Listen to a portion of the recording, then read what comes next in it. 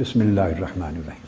اب یہ دو چھوٹے سے واقعات ہوئے، اس سے آپ کو ایک تربیت کا ایک نقطہ سمجھانا چاہتا ہوں۔ ایک ان کا کہ آخری گھونٹ بچ گیا چائے کا، جو نے کہا جی بھائی مجھے عطا فرما۔ ایک آپ نے کہا بھی میرے نوٹ پہ 10 خط فرما۔ یہاں سے چند چیزیں جو نصیحت کی ہیں وہ سمجھاتی۔ دیکھو یہ دونوں چیزیں عقیدت کی عکاس ہیں۔ کیا؟ عقیدت کی عکاس، محبت اور عقیدت۔ اس طرح کے بہت سے مظاہر انسان کے دل میں ہوتے ہیں کہ یہ تو جس میں دل میں محبت بھی ہوتی ہے، عقیدت بھی ہوتی ہے، اس کے درجے ہوتے ہیں۔ کس کو کس سے کتنی محبت ہے، کتنی عقیدت ہے، کتنا ادب احترام ہے، دل میں کتنی عقیدت ہے، اس کا پھر آگے یہ ایک وہ چیز ہے جو دل میں موجود ہے۔ پھر اس محبت، ادب، عقیدت اور تعظیم یا احترام، اس کا اظہار لوگوں کی زندگی میں جدا جدا طریقوں سے ہوتا ہے، جدا جدا طریقوں سے ہوتا ہے۔ حضور علیہ الصلوۃ والسلام کی حیات طیبہ میں، اب وہ سب سے بڑی بارگاہ ہے نا کائنات میں، وہاں بھی جو صحابہ کرام کے متفاوت درجات تھے، ان کے ہاں اسی طرح محبت اور عقیدت کا اظہار آقا علیہ السلام کی شان اور مرتبہ کے لائق، یا اس زمانے کے جو لوگ تھے جو کلمہ پڑھنے کی وجہ سے صحابہ بن گئے، تو ان کی اپنی سمجھ، طبیعت، فہم، ذوق، عادات، اطوار کے مطابق ان کے ہاں بھی عقیدت کا اظہار ہوتا تھا۔ مثلا ایک صحابی حبشہ میں کچھ عرصہ گزار کے آئے، تو حدیث پاک میں آتا ہے آقا علیہ السلام کی بارگاہ میں پہنچے تو سیدھا حضور علیہ السلام کو سجدہ کرتی۔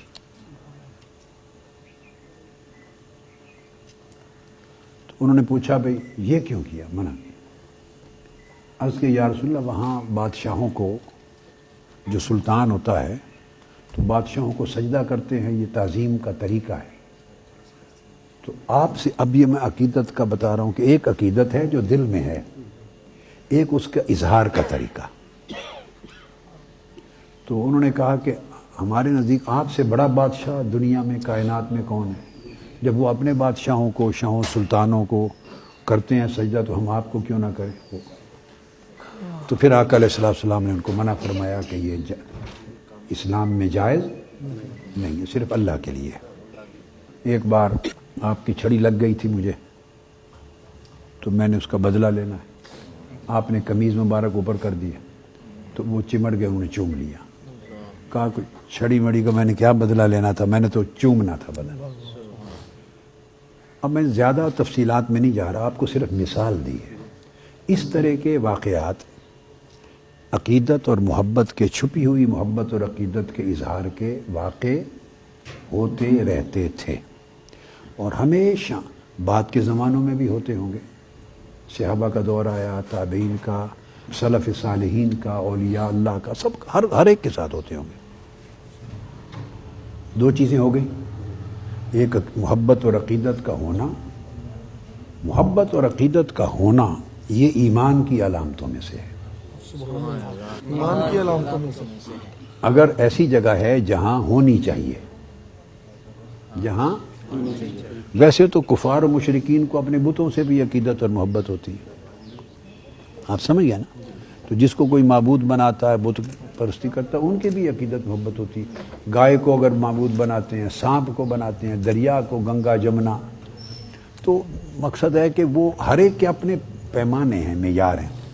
میرا کہنا یہ ہے کہ وہ جگہ جہاں محبت اور عقیدت جائز ہے اسلام کی روح سے، ہمارے جو شرعی حدود ہیں یا معیارات ہیں، اس کی نسبتیں ہیں، تو جہاں ہونی، میں اس تفصیل میں نہیں جاتا، آپ کو ان چیزوں کا پتہ ہے۔ جہاں ہونی چاہیے، جو حقدار ہے، وہاں محبت اور عقیدت کا ہونا، اگر اس میں نسبت اسلام کی ہے، یعنی اللہ کی نسبت ہے کوئی، اللہ والا ہے، اللہ کے رسول کی نسبت ہے، حضور عاشق رسول ہے، حضور کا محبوب ہے، حضور میں فنا ہے، حضور کا متبع سنت ہے، یہ مختلف چیزیں اولیاء اور صالحین میں سے ہے، ائمہ علماء مجتہدین سلف صالحین کے نمونہ ہے،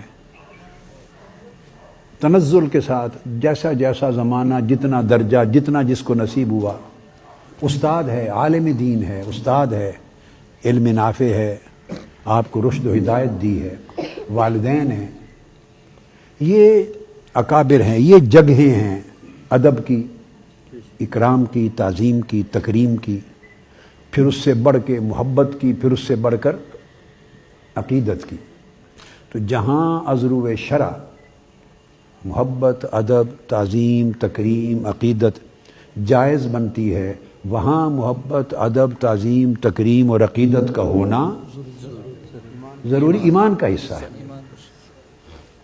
ایمان کا، جیسے آقا علیہ السلام نے فرمایا رستے سے پتھر اٹھا دینا بھی ایمان کا حصہ ہے، یہ ایمان کا معنی سمجھا رہا ہوں نا، فرمایا 70 سے زائد درجے ہیں، 72 درجے ہیں ایمان کے، شعبے ہیں، تو کسی سے مسکرا کے دیکھ لینا بھی ایمان کا حصہ ہے، تو یہ ایمان ایک بڑی وسیع ٹرم ہے۔ تو یہ عقیدت اور محبت، چونکہ یہ جو عقیدت اور محبت ہے جس نسبت سے ہو رہی ہے وہ اللہ اور اللہ کے رسول ہیں، ان کے سوا اور کوئی تیسری جگہ نہیں ہے، اللہ کا رسول ہے۔ اگر علم ہے قرآن کا، حدیث کا، سنت نبوی کا، حدیث نبوی کا، تو وہ بھی آقا علیہ السلام پر ختم۔ عبادت، زہد، ورع، تقوی، پرہیزگاری، عبدیت ہے تو وہ بھی اللہ کے ساتھ ہے۔ تو مرجع یا ادھر سے مصدر دو ہی جگہیں ہیں، اللہ اور اللہ کے رسول صلی اللہ علیہ وسلم۔ تو اگر اس نسبت کی وجہ سے عقیدت تعظیم جائز، ٹھیک ہو گئی۔ اب اس کا اظہار کے طریقے جدا جدا ہیں۔ اب کرک سمجھانا چاہتا ہوں، جو میں نے پہلے مثالیں دی وہ مثالیں ایک جن سے آقا علیہ السلام نے منع فرما دیا وہ تو ممنوع ہو گئی نا، جائز نہ رہی، جس سے منع نہیں فرمایا وہ جائز کے دائرے میں آ گئی، وہ اظہار عقیدت کی جائز صورتیں ہو گئیں۔ وہ لوگ ٹھنڈا پانی لے کے کھڑے ہو جاتے تھے سردیوں میں، حضور ہاتھ ڈال دیں تو اپنے بچوں کو پلائیں گے، تو یخ پانی ہاتھ ڈلوا دینا، جس میں بغیر پانی میں ہاتھ ڈالے بندہ ٹھٹھرتا ہے، تو ان کی عقیدہ تھا ہاتھ ڈال دیں تو شفا ہوگی، مگر یہ نہیں خیال کیا کہ یخ بستہ برف کی طرح پانی ہے تو ہاتھ ڈلوا رہے ہیں، تو عقیدت تھوڑی اندھی بھی ہوتی ہے۔ تو یہ تو جائز کے دائرے میں ہو گئی، مگر ہر جائز چیز معیاری نہیں ہوتی۔ میرا طریق زندگی میں کیا ہے، میرا عمل اور میری نصیحت کیا، کہ میں معیار کے پیچھے جاتا ہوں، کوالٹی کے پیچھے جاتا ہوں اور اسی کی تعلیم دیتا ہوں۔ اب کوالٹی کے پیچھے میں نے 27 برس یا 28 برس 66 سے 91 تک کتنا بن جاتا ہے، 25 برس حضور قدوۃ الاولیاء کی صحبت میں گزارے، کثرت کے ساتھ جانا آنا ہوتا۔ میں نے 25 برس میں ایک مرتبہ بھی آپ سے نہیں کہا حضور میرے لیے دعا فرما دیں، کہ میرے لیے دعا فرما، میں نے 25 برس میں نہیں کہا۔ آپ میری بات سمجھ گئے؟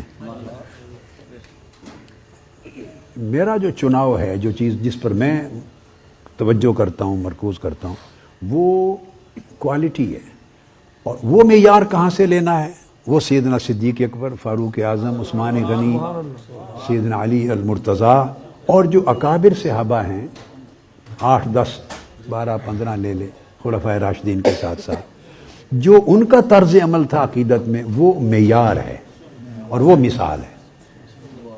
اس طرز کو عقیدت میں بھی اور اپنے اسوہ میں بھی اور اپنے اخلاق میں بھی اور زندگی میں اس کو اپنانے کی کوشش کیا کریں، اس میں ذات کی نفی ہو جاتی۔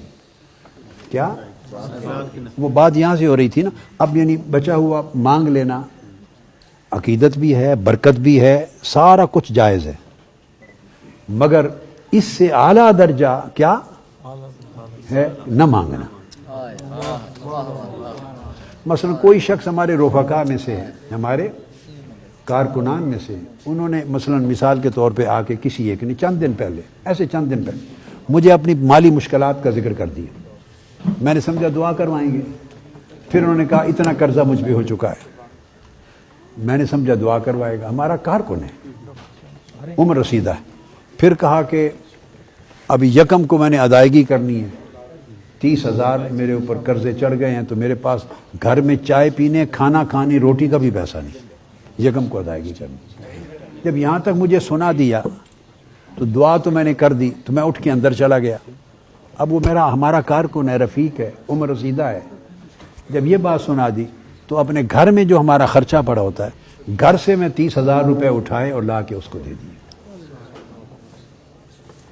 کیونکہ اب میرے لیے اور میری طبیعت کے لیے یہ جائز نہ رہا کہ وہ مجھے اپنی حاجت اس حد تک بتا چکا ہے اور تاریخ بھی بتا چکا ہے اور عدد بھی. تو اب میں خالی دعا کر کے اس کو چلتا کروں, رخصت کروں. اب میری طبیعت اس کو گوارا نہیں کر سکتی تھی. میں نے کہا چلو اپنے خرچے سے بھی اٹھا لیں اور ان کو دیں. میں نے کہا یہ آپ یکم کو سارا قرض اتار لیں. سمجھانا صرف یہ چاہتا ہوں کہ تو مقصود بات کا یہ ہے کہ ہمیشہ جو طرز عمل اسوہ وہ ایسا رکھیں جو معیاری ہے. سب سے بڑی بات ہے کہ جڑ کے رہیں, تحریک کی وفاداری پر قائم رہیں, اور قائم رکھیں کہ جینا اور مرنا اس مشن کے ساتھ ہے. اس پر اپنی سوچوں کو, کیونکہ مرکز میں آپ کام نہیں کرتے, مرکز میں ہمیشہ ٹیمیں تبدیل ہوتی ہیں. آپ کی سوچ اور مرکز میں کام کرنے والوں کی سوچ ممکن ہے 100 بار معاملات میں یکساں نہیں ہوگی. اس سے انسان کے اندر خلفشار اور انتشار پیدا ہوتا ہے. اس انتشار پہ کنٹرول کرنا یہ ایمان کی مضبوطی کا سبب ہے. کیونکہ اسی جگہ اگر آپ ہوتے اور یہ باہر آپ کی جگہ پر ہوتے تو آپ ہی سے وہ اختلاف کر رہے ہوتے. یہ ممکن نہیں ہے کہ ہر بندے کی سوچ دوسرے کام کرنے والوں کی سوچ کے ساتھ میچ کر, ممکن نہیں, بشری اور انسانی زندگی کا حصہ ہی نہیں. تو یہ اختلاف ہوتا ہے. تو اختلاف کی وجہ سے لوگ برداشت نہیں کہ دور ہو جاتے ہیں, یہ غلط ہو رہا ہے, غلط ہو رہا ہے. نہیں, اس کو غلط نہیں کہنا, اس اختلاف کو دبا دینا. اور اطاعت امیر سے مراد میری ذات نہیں ہے بیٹے, نظام ہے.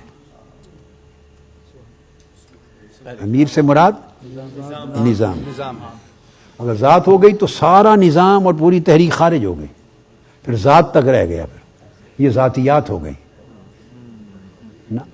جو نظام بپا ہے اس کے اوپر ارتکاز کرنا, فالو کرنا, اور اختلاف کو کبھی نہ زبان پر لانا, نہ آپس میں دوستوں میں ذکر کرنا, نہ تیسرے بندے کو, نہ چوتھے کو.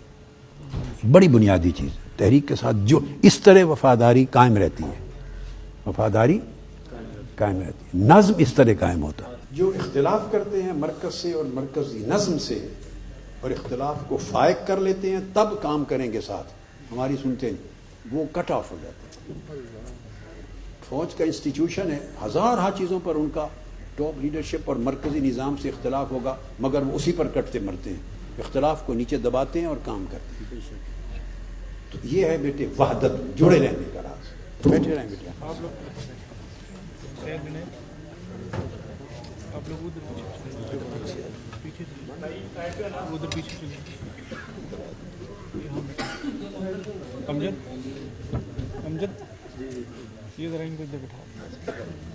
کلمہ نصیحت ایک چیز پہلے کہہ دی میں نے, وہ ذہن میں رکھ لی نا.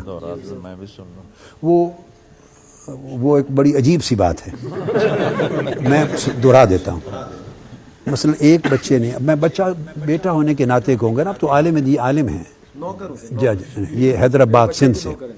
مثلا انہوں نے چائے کا ایک آخری گھونٹ میرا رہتا تھا, میں نے ناشتہ نہیں کرتا ہوتا چائے, تو انہوں نے کہا حضور یہ ایک جو گھونٹ بچ گیا مجھے دے دیں. میں نے دے دیا بیٹے کو. پھر ایک شخص نے ایک نوٹ 500 یا 1000 5000 کا تھا, آگے کیا اس پر سائن کر دیں. وہ میں نے کہا دیکھو بیٹے, میں آپ کو بات سمجھاتا ہوں, اس سمجھنے کے بعد اگر آپ کی طبیعت میں جیسا آئے میں کر دوں گا. تو میں نے پھر وہاں نصیحت کی. میں نے کہا یہ اس طرح کے چھوٹے چھوٹے معاملات دلوں میں چھپی ہوئی محبت اور عقیدت کے عکاس ہوتے ہیں, وہ ظاہر ہوتی ہے. محبت اور عقیدت جائز اور ناجائز تمام مذاہب میں جائز بھی ہوتی ہے اور ناجائز بھی رہی ہے. یہ میں خلاصہ عرض کر رہا ہوں. تو محبت اور عقیدت کا ہونا اگر جائز ہو تو وہ ایمان کا حصہ ہو جاتا ہے. والدین کا ادب ہے، عقیدت ہے، اساتذہ کی ہے، مشائخ کی، بڑوں کی، بزرگوں کی، اولیاء و صالحین کی، صحابہ کرام، اہل بیت عطا، اوپر درجے چلے جاتے ہیں. نیک لوگ، دین کی تبلیغ کرنے والے، عالم، استاد، یہ سارے درجے میں آتے ہیں. تو یہ ایک حد ہے. اس عقیدت کا اظہار ایک الگ چیز ہے. پھر میں نے سمجھایا کہ اظہار ہر آدمی جو کرتا ہے وہ اپنی سمجھ، اپنی طبیعت، اپنا ذوق، جو اس کا مائنڈ سیٹ ہے، جو اس کی سمجھ میں آتا ہے، اس کے مطابق اظہار کرتا ہے. ہر بندے کے پاس علم اتنا نہیں ہے کہ وہ علم کی حدود میں بند رہ کر اظہار عقیدت کرے. پھر میں نے صحابہ کرام کی مثال دی ان کو. میں نے کہا ایک صحابی آئے آقا علیہ السلام کی بارگاہ میں اور آ کے سجدہ کر دیا، دھڑام گر گئے، سجدہ کر دیا. آقا علیہ السلام نے پوچھا یہ کیوں کیا؟ منع فرمایا. بعد میں فرما دیا یہ حرام ہے، جائز نہیں ہے. لفظ حرام نہیں ہے مگر شرعن حرام ہے، اس لیے کہہ رہا ہوں. فرمایا انسان کو سجدہ نہیں کر سکتا. اگر میں اجازت دیتا تو بیویوں کو، شوہروں کے لیے اجازت دیتا، اللہ کے سوا کسی کو سجدہ نہیں. تو دین ہے، اگر کوئی عبادت کی نیت کر لے تو کافر و مشرک ہو جائے گا، اور تعظیم کی نیت کرے تو فاسق ہوگا. یہ حرام ہے. یعنی کسی بھی نیت سے سجدہ اللہ کے سوا کسی کو ہے ہی نہیں. آقا علیہ السلام کے لیے بھی جائز نہیں ہے. تو بس کسی اور کی کیا جواز ہے نا. تو میں نے کہا انہوں نے یہ کر دیا. آقا علیہ السلام نے انہوں نے کہا ہم نے دیکھا روم کی سلطنت اپنے بادشاہوں کو سجدے کرتے ہیں، تو ہمارے ہاں آپ سے بڑا بادشاہ کون ہے؟ اب انہوں نے ایک اظہار عقیدت کیا، مسئلہ معلوم نہیں تھا مگر جو سمجھ میں آیا اظہار کر دیا. اب آقا علیہ السلام کا چونکہ وہ پیغمبر ہیں، ہادی ہیں، انہوں نے روک دیا کہ یہ جائز نہیں ہے، ممنوع ہے میری شریعت. سمجھا دیا. میں نے کہا کسی نے کہا جی میں نے بدلہ لینا ہے، قمیض اوپر کر دیں، تو قمیض اٹھایا تو چوم لیا. سردیوں میں سخت جاڑا، پانی لے کے کھڑے ہو جاتے فجر کے بعد، ہاتھ ڈبو دیں، ہمارے بچے بیمار ہیں، شفا ہو جائے گی. یہ سب عقیدتوں کے مظاہر ہیں. اس طرح کے بہت سے واقعات آپ کو ملیں گے. تو میں ان کو یہ سمجھا رہا تھا کہ یہ ساری چیزیں جن پہ آقا علیہ السلام نے منع نہیں فرمائی وہ جائز کی حد میں آ جاتی ہیں. جس پر منع نہیں وہ جائز ہے. مگر میں نے سمجھایا ہر جائز چیز معیار نہیں ہوتا. اصل یہ بات سمجھیں، یہ میں تمہید لا کے تو اینڈ پہ ہر جائز چیز معیار نہیں ہوتا. میں نے کہا میری طبیعت اور روش یہ ہے اور علم یہ کہتا ہے کہ جائز پر اکتفا نہ کریں، اونچے معیار کی طرف جائیں. جائز کریں گے تو آپ کو گناہ کوئی نہیں، کوئی آپ کو نقد نہیں کر سکتا، تان نہیں کر سکتا اللہ کے ہاں. اور اس جائز میں اگر نیت اچھی ہے تو اجر اور ثواب بھی بن جائے گا. مگر زندگی میں اسوہ جو بنائیں وہ اعلیٰ. پھر میں نے کہا صحابہ کرام میں اگر اس کو فرق کرنا ہو تو خلفائے راشدین کا اسوہ سب سے اعلیٰ. سیدنا صدیق اکبر، سیدنا فاروق اعظم، سیدنا عثمان غنی، سیدنا علی المرتضیٰ اور اکابر جج صحابہ کرام جن کو کثرت کے ساتھ حضور علیہ السلام کی صحبت ملی، کثرت کے ساتھ. ورنہ تو جب آپ نے خطبہ حجت الوداع دیا تو 1.25 لاکھ کے قریب صحابہ سن رہے تھے آپ کے، تو صحابی تھے. مگر جن کو کثرت کے ساتھ صحبت ملی ان کا فہم اور اس کا درجہ اور تھا. جنہوں نے 1-2 بار زندگی میں آ کے زیارت کی چلے گئے ان کا فہم اور فہم کا درجہ اور تھا. اظہار میں فہم کا دخل ہو جاتا ہے کہ بندے کی کتنی سمجھ ہے، کتنی نہیں. اور جنہوں نے طویل صحبت اختیار کی ہو وہ اپنے فہم کو فنا کر دیتے ہیں فہم نبوی میں. جو آقا علیہ السلام نے تعلیم دی اس میں اپنی سوچ کو فنا کر دیتے ہیں. تو میں نے مثال ان کو یہ دی کہ زندگی میں ہمیشہ جو وتیرہ ہے وہ اعلیٰ اور معیاری رکھے. آخری بات جو ہمارے ہاں یہ جو مسلکی جھگڑے بھی بہت سے ہوئے ہیں اور فرقہ واریت بنی اور دنگا فساد ہوا، انہوں نے جائز چیز، ہمارے یہاں لوگوں نے جائز چیزوں کو، جواز کو، جائز کو واجب کا درجہ دے دیا اور کسی نے محض جائز کو حرام کا درجہ دے دیا. مطلب حکم نہیں ہے، مباح ہے، اس نے ان کو حرام بنا دیا. اور بہت سے لوگ ایک امر جائز ہے اس پر منع ثابت نہیں، اس کو اس طرح ڈٹ جانا تلوار لے کر کہ یہ واجب ہوتا ہے جیسے فرض ہے. اس سے تفرقے ہوتے ہیں، فرقے بن جاتے ہیں. بہت سی چیزیں ایسی ہیں ہم کرتے ہیں اپنے ذوق کے مطابق، کبھی کر لیتے ہیں اور کبھی نہیں کرتے، اپنے بطور واجب نہیں سمجھتے. وہ جو نہ کرے گا تو ایسے لوگ ہیں وہ کہتے ہیں یہ تو یہ ہو گیا، یہ تو فلاں ہو گیا. یہ تنگ نظری ہے. تو ہمیشہ معیار پہ جائیں اور اعلیٰ طریق پر جائیں. اور آخری بات بیٹے پر اٹھ کے، اللہ آپ کو سلامت رکھے، زندگی میں اللہ کے ساتھ اپنے تعلق کو اخلاص پہ رکھیں، اس میں مخلوق کو شامل نہ کریں. کیا کوئی کام اللہ کے لیے جو کام ہے، کوئی کام جو اللہ کے لیے ہے، اس میں مخلوق دور دور تک نظر نہ آئے. وہ ریا بن جائے گی، وہ ریا بن جائے گی. اور کوئی کام جو اللہ کی مخلوق کے لیے کریں، اس میں آپ کا نفس، میں، دور دور تک نظر نہ آئے، آپ معیار سے گر جائیں گے. کن مع الخالق بلا خلق وکن مع الخلق بلا نفس. خالق کے ساتھ، مولا کے ساتھ ایسے رہو جیسے مخلوق ہے ہی نہیں.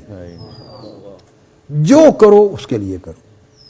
میرے پاس جی حضرت یہ ایک بڑی دلچسپ بات آ گئی، یہ ہم نے اندر تو نہیں کرنی تھی، اب ان کی نصیحت کے لیے. علماء کرام کا ایک وفد آ گیا میرے پاس. یہ بات 80s کی ہے، 1985 86 87 کے زمانے کی. ان میں کچھ علماء میری ینگ لائف کے میرے دوست احباب یا ملنے والے تھے. اب وہ عالم اور پیر صاحبان ہو گئے تھے. وہ وفد آیا تو مجھے کہنے، آپ نے سنی ہوگی یہ بات. تو وہ آئے، انہوں نے کہا کہ فلاں دارالعلوم میں، لاہور کی ایک بہت بڑی جامعہ ہے، تو اس دارالعلوم میں ایک اجتماع تھا. پھر وہاں علماء اکٹھے ہوئے، بڑے بڑے اکابر. ان میں اب اکثریت وفات پا گئی، یعنی پرانی بات ہے. تو انہوں نے کہا کہ میرا نام لیا بھی، ان کے پاس کوئی اسم اعظم ہے. یہ وہاں اجماع کیا انہوں نے آپس میں. اجماع بھی جیسے ہر گلی کے بعد مولوی صاحبان اجماع کرتے رہتے ہیں. ہر بندہ جو مولوی جو کہتا ہے وہ کہتا ہے اس پر اجماع امت. نہ اس کو اجماع کا پتہ، نہ امت کا پتہ. وہ خود ہی امت ہے، خود ہی اجماع ہے، خود ہی دین ہے. جو اس کی نہیں مانے وہی کافر ہے. اس لیے ہم نے جنگ لڑی ہے فتنہ تکفیر کے خلاف ساری زندگی. کسی کا حق نہیں ہے کسی کو کافر بنانے. صوفیاء، ہم صوفیاء کے مشرب کے لوگ ہیں. صوفیاء مسلمان بناتے تھے اور تم آج کافر بناتے ہو. وہ اسلام میں داخل کرتے تھے، تم اچھے بھلے مسلمانوں کو اسلام سے خارج. اس لیے ہم نے اس کے لیے آپ کو پتہ ہے 35-40 سال جنگ لڑی، مگر اللہ نے کامیابی دی. وہ زبانیں بند ہو گئیں. ابھی پھر کچھ عرصے میں چل پڑی.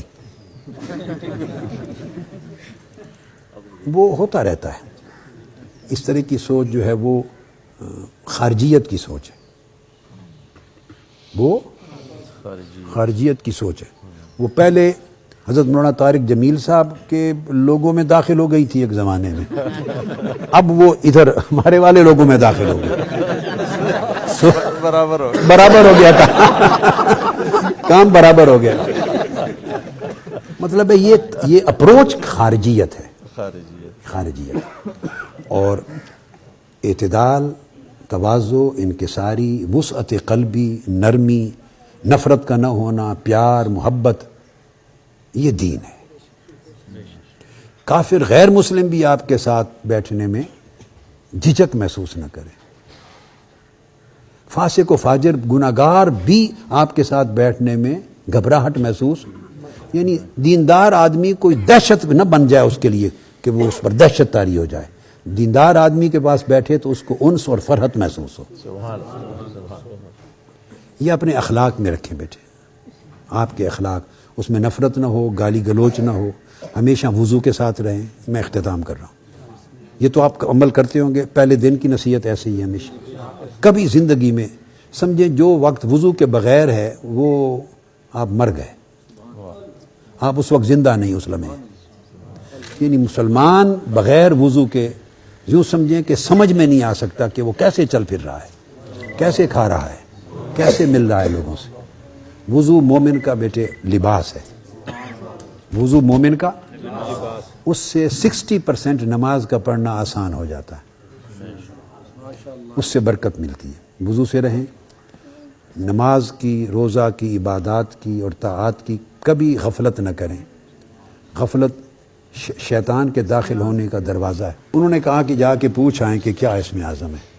وہ میرے پاس آ گئے کہ بتا دیں. میں نے کہا اسم اعظم میرے پاس ایک ہے، مگر وہ ہے بڑا مشکل، آپ نے اس پر عمل نہیں کرنا، وہ وظیفہ آپ سے ہوگا نہیں. کہتے ہیں نہیں آپ بتا دیں.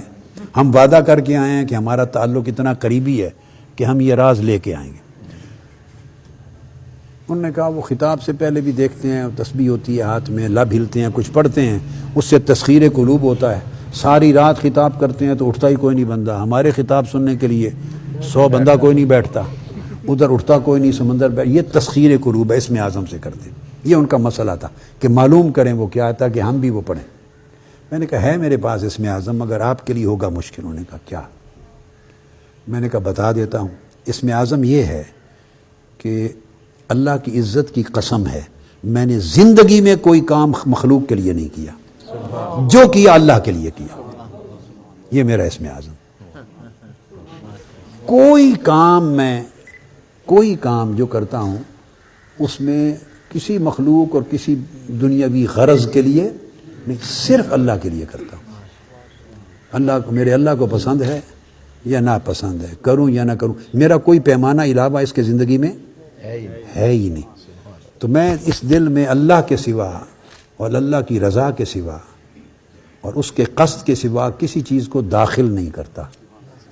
تو جو کرتا ہوں، جو پڑھتا ہوں، یہ جو آپ تسبیح جو پڑھتا ہوں صرف اللہ کے لیے پڑھتا ہوں، اس کے عوض میں اپنے لیے بھی، میں نے آپ کی تشریف لانے سے پہلے ان کو بتا دیا تھا کہ میں 26 سال اپنے شیخ قدوۃ الاولیاء سیدنا طاہر علاء الدین البغدادی کی صحبت میں رہا۔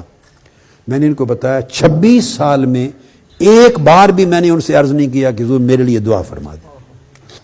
26 سال میں نے اپنے شیخ سے نہیں عرض کیا کہ دعا کر۔ میں اپنی زندگی کے معاملات اللہ پہ چھوڑ دوں، یہ میرا توکل کا معنی ہے کہ مولا بندے کی بہتری کو بندے سے زیادہ اچھا جانتا ہے۔ تو میں نے کہا میں اللہ کے سوا کسی کے لیے کوئی عمل نہیں کرتا، اللہ کی رضا کے لیے۔ یہ اسم اعظم ہے، اور یہی حضرت ابراہیم بن ادھم نے بتایا تھا۔ کسی نے پوچھا اسم اعظم، فرمایا تو دل سے اللہ کے غیر کو نکال دے تو جو لفظ پڑھے وہی اسم اعظم ہو، جو چاہو پڑھو اسم اعظم ہو۔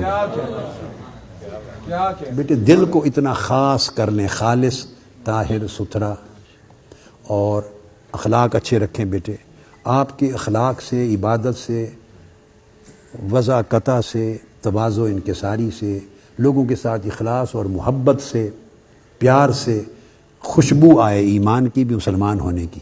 اور اگر یہ پیدا کر لیں تو سمجھیں آپ منہاج القرآن سے کچھ لے کر گئے، یا آپ کا میرے ساتھ کوئی تعلق ہے اور اس کا کچھ فائدہ پہنچا آپ کو۔ اگر یہ خوشبو آپ اپنے عمل سے، زندگی اور اپنے برتاؤ سے لوگوں کے ساتھ نہیں دے سکتے تو آپ اس کو امپروو کرتے رہیں، امپروو کریں۔ ٹھیک ہے بیٹے، اللہ آپ کو برکت دے، سلام جی۔